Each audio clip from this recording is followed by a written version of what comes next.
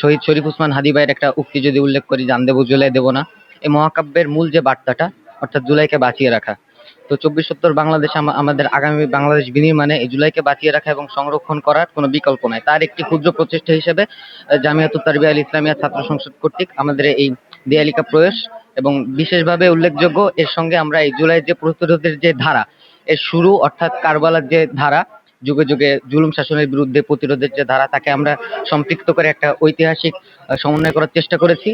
আমাদের এই পুরা দীর্ঘ প্রায় 12 কলামের প্রায় 18 থেকে 20টা লেখা আছে, কবিতা আছে, সবকিছু মিলায় আমরা গত রাতে সারা রাত ঘুমাইনি। এক রাতের মধ্যে আমরা পুরোটা লিপি, আর্ট এবং অঙ্গসজ্জা সহ সবকিছু করে আমরা এই শেষ করিয়েছি। গণঅভ্যুত্থান 2024 সালে সেই বিষয়ে আমরা এই জুলাই আগস্ট মাসে সেই স্মৃতিচারণ হিসেবে আমরা জুলাই আগস্ট ভোটে একটি দেয়ালিকা পোস্ট করেছি।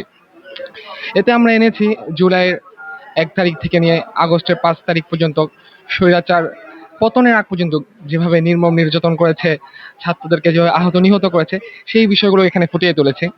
এবং ভারতীয় আধিপত্যবাদের বিরুদ্ধে এক লড়াকু সৈনিক শরীফ ওসমান হাদি ভাই, তার বিষয়ে কিছু লেখা এসেছে। তার অদম্য সাহসী চেতনা, সেই বিষয়ে কিছু লেখা দিয়েছি। এবং আমাদের এই তারবিয়াতুল উম্মাহ মাদ্রাসায় কিছু সহযোদ্ধা ছিল যারা রাজপথে নেমে লড়াই করেছে, তাদের বিষয়গুলো আমরা এখানে ফুটিয়ে তুলেছি।